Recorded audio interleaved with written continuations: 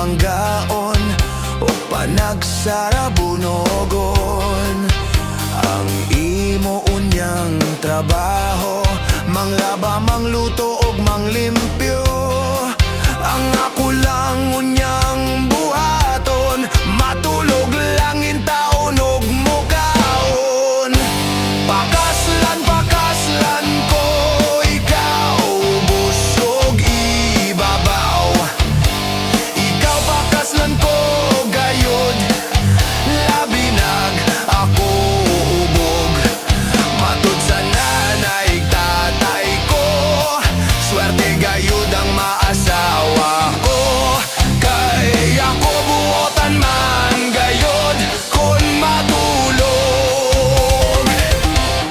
Kay ako buotan man gayod